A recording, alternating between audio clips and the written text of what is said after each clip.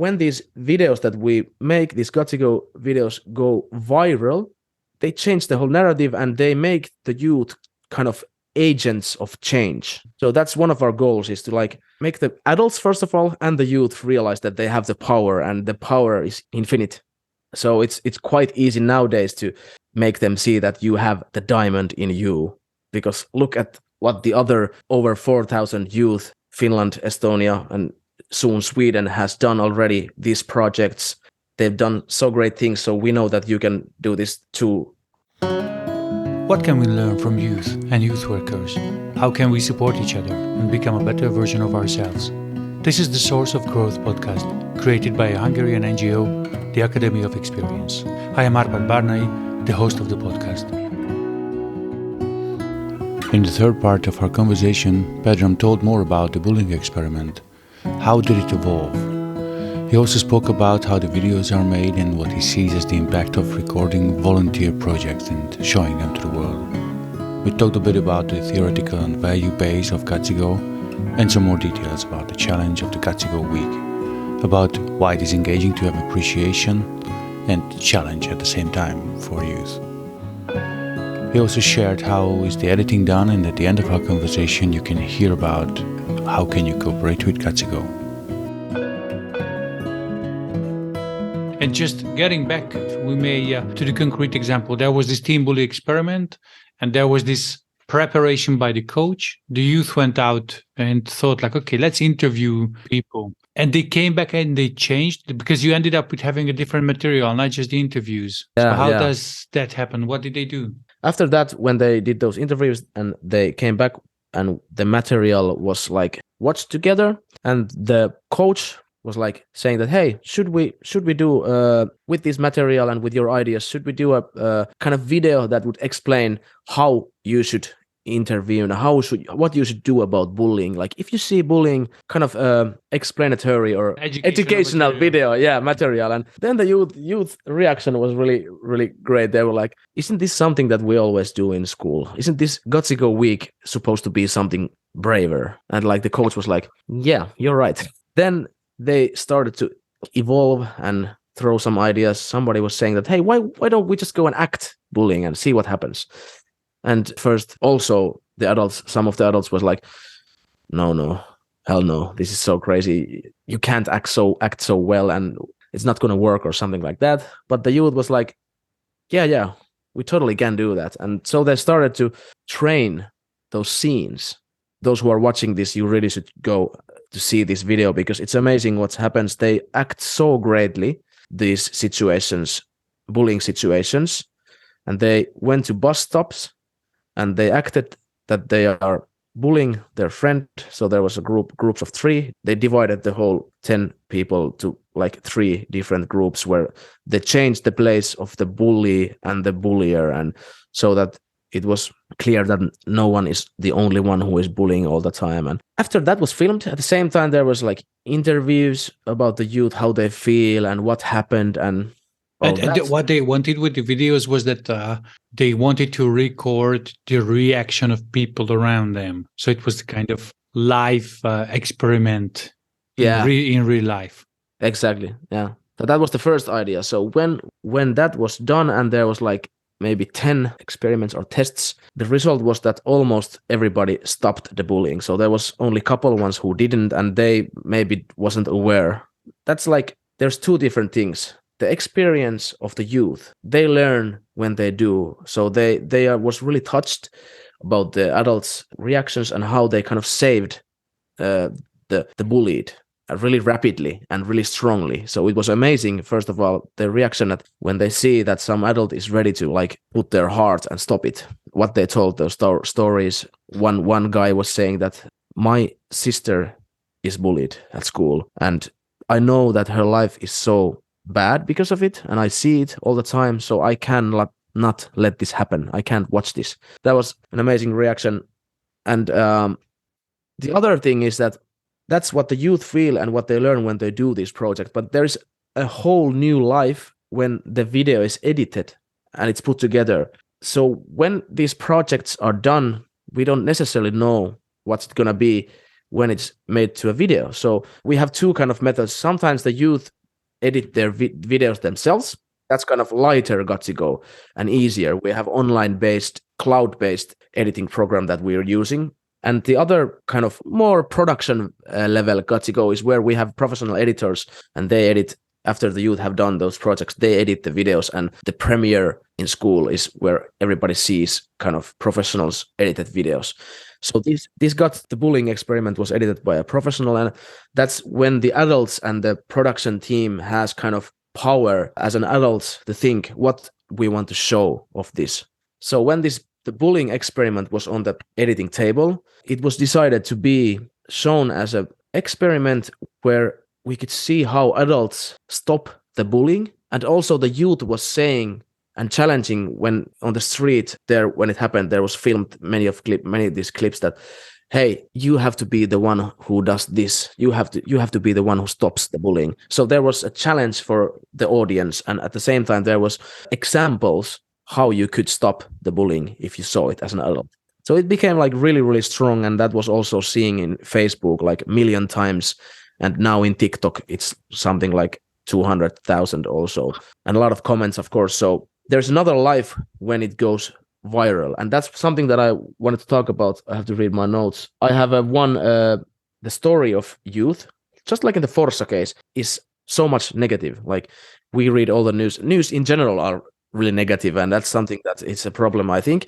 But for us at Gutsy Go is like really important to try to tell another story of youth, because we know that youth has so much potential. The 14 to 15-year-old youth, they're so ready already to change the world. Like the statistics that we work on says that 84% of the youth feel that like the mission is to make the world a better place. So 84% of want to do that, and 80% say that we want to help, but we don't know how. So even there is other bad statistics about 45% of the youth don't trust in the future, and cynicism doubles after comprehensive school, and 50% more youths psychiatric diagnosis more than before, and all of these negative narratives.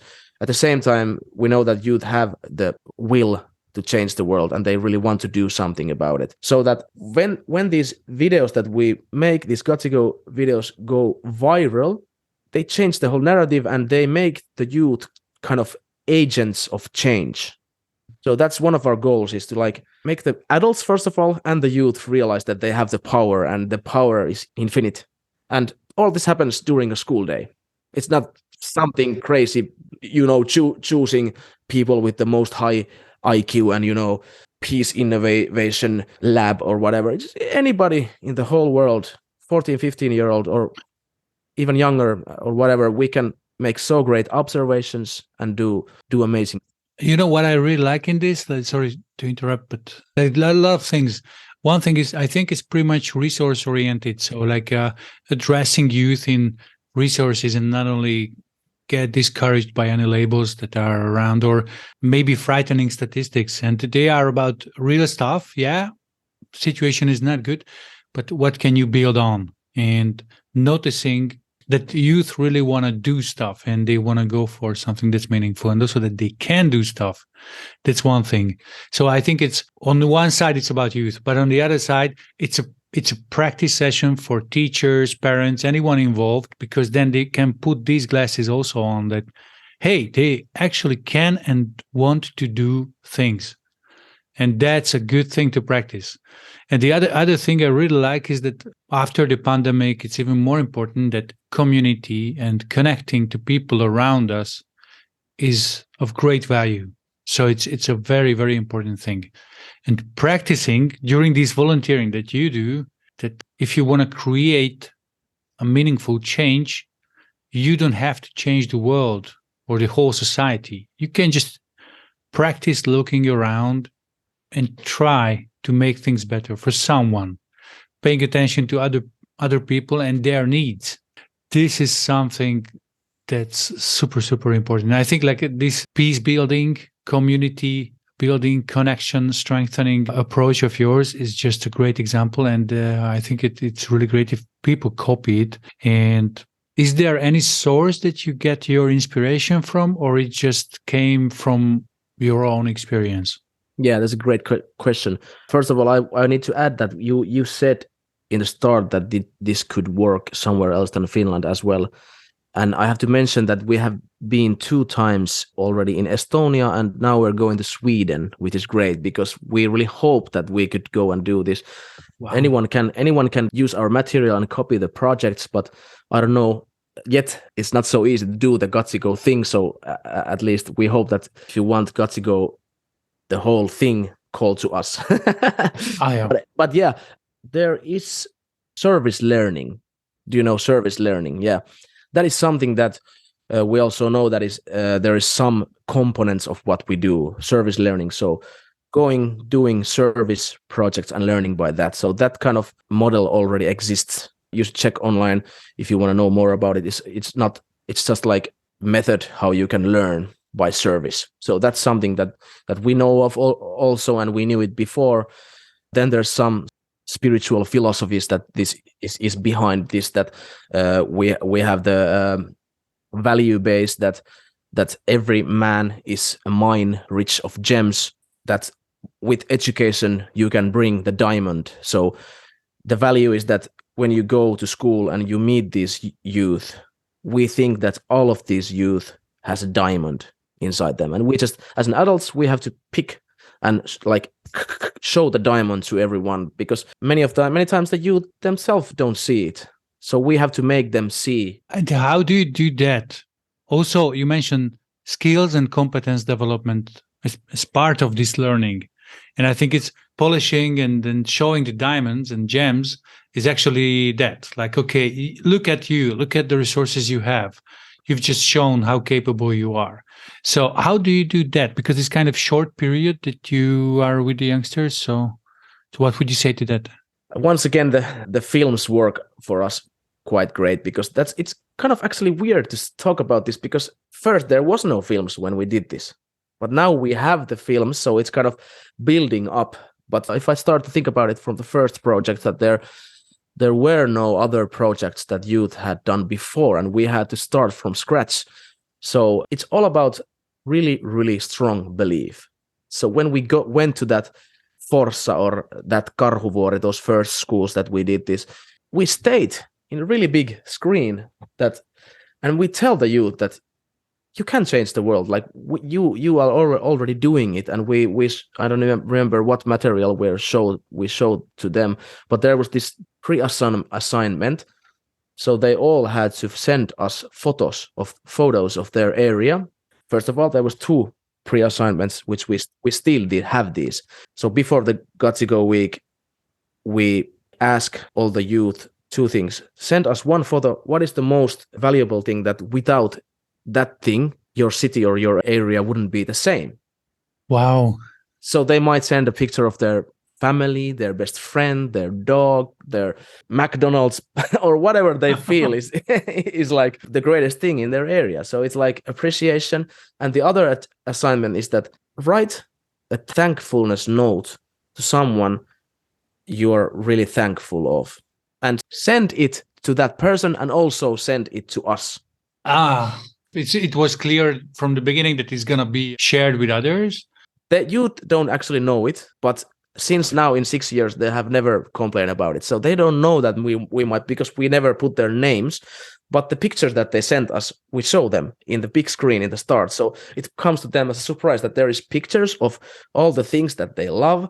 And at the same time, there is thankfulness messages, which all the names are deleted, so they can see that I am really thankful for my mother about this, and I'm really thankful for my best friend because she got me out of depression. And they're aided with thankfulness, and they're aided with the greatest things and beautiful pictures that they took themselves. So the week starts with this video that it's made from their material, so they get orientated. Altruistic kind of thing, I guess. Yeah. No? Seeing good. Yeah, let's say seeing good in the world, seeing and being thankful. And then we throw them, they feel this in that video, and then we throw them the challenge that, hey, we believe that you guys have everything that you need to change the world. You don't need to have the greatest education. You don't need to have the money. You don't need nothing. Right now, we can do anything. So we invite them to do that with us. And then the coaches go to the groups and they support the youth all the time and, build the team. And they are thrown at the great challenge, because one problem in schools that I myself believe is that it's too easy. There's no real challenge. It's not easy to study. I'm not saying it's so easy that math is so easy, but like they are let to fade if they want. I can be in the back row and say nothing and, just do my homework and, I don't exist. But in this GutsyGo week, everybody is like, you have to be in this group of 10 and you have to change the world, kind of. Oh, yeah, Exaggeration. So we have a great challenge, and you yourself say, what's the problem? Okay. We say that bullying is the problem, and you yourself invent the solution. It's so good because like you bring up an issue that matters to you, and then you make a difference because it matters to you. Then if you don't manage to do it, it's not a good thing. So you want it to really succeed in some sense. Wow. The whole ethos is that we know that you youth are the spearhead of making a change in the world, because we know that youth is the only real group that can change the world. Of course, we adults try to come along and, but we have seen it 6 years. Youth are the ones who believe in crazy ideas. For example, the bullying experiment, who adults would go to do that? So we tell them that we know that you are the spearheads of making the change in the world. So we say that aloud, and right now we can show so many GutsyGo short clips of what they've done. So now it's evolving in a way that they already see it from GutsyGo. Of course, they know it themselves if they're aware of it, but they can see it from the GutsyGo previous stuff also, that youth have done so much. So it's quite easy nowadays to make them see that you have the diamond in you, because look at what the other over 4,000 youth, Finland, Estonia, and soon Sweden has done already, these projects. They've done so great things. So we know that you can do this to just choose whatever you want to do. And we will help you with that. Wow, it's cool. So it's a kind of inspiring competition, actually, for youth groups. Kind of. They did so well. I want to do so well as well. Wow. I just wanted to ask, okay, you edit with them. You mentioned it's technicality, but still you do cloud editing. So you help them learn editing?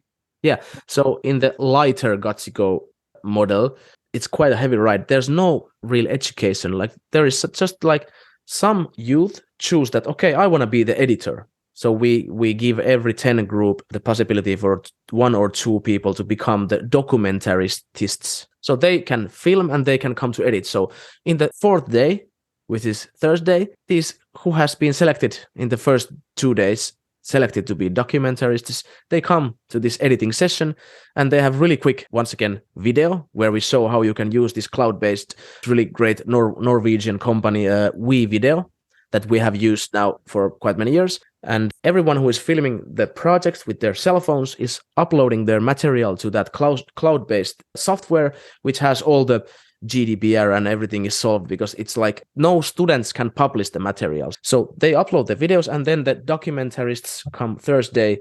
They don't do the normal stuff that other people do. They are just 1 day and 3 hours. So 1 school day and Friday morning, 3 hours. They are editing the video, and they have the responsibility to make the piece visible in a sense, because they have quite a lot of pressure, but we support them greatly to edit the video. And so they don't export the video at the end, they just edit it. They can export it, but they are not away. After they press export, they are like not available to download it or put it anywhere. So then it becomes the responsibility of the teacher to make them happen in the premiere. It's good, because then there's the internal premiere where you show all the videos, like just for the team, because then it might be that you need to have a look at the video before publishing online if there's anything that should be edited or left out. Like the question of dignity is one thing. Yeah, I've seen some footages, for example, of volunteering, when people were really busy with volunteering and sometimes not seen from a right angle, or they wouldn't want to see themselves from that. We don't want even the school to be responsible about the last video. So we check them always, so that we as media makers have the responsibility to be able to see if there's something that is not appropriate or something that we need to fix for keeping the dignity. So that's what we as media makers take responsibility. You have eyes for that. Yeah, obviously, teachers not that much. Yeah. And now we are at the end of our time. I just wanted to get back to you made some notes and what should be said or mentioned regarding Gutsy Go and all the work you do. If there's anything I didn't ask about or anything you want to mention. I think I said all of those that I was thinking to that one subject. I feel like I have said quite a lot. Well, yeah, a lot. And I just wanted to tell you that just even talking about it makes me feel so enthusiastic and so motivated. Sometimes have even goosebumps like, come on, this is great. It's easy to do. And you mentioned also that this is brave actions of peace, acts of peace.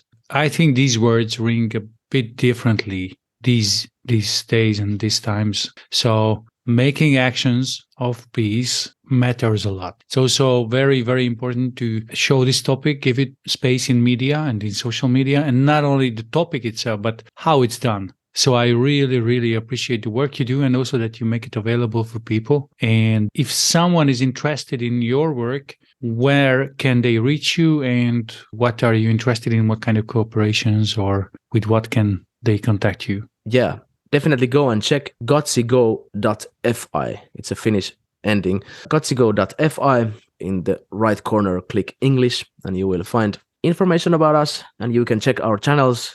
Gutsy Collective is the Facebook and Instagram, and then TikTok we are called at GutsyGo _ is our TikTok channel. And if you feel for any reason that you would like to contact me or us, just check our contact details and you can send direct email to me, Pedram, my name, at GutsyGo.fi. I'd be so happy to talk with anyone and hear all kind of ideas or whatever. And we are always looking for new countries, new places to go and do our thing. So it would be really cool.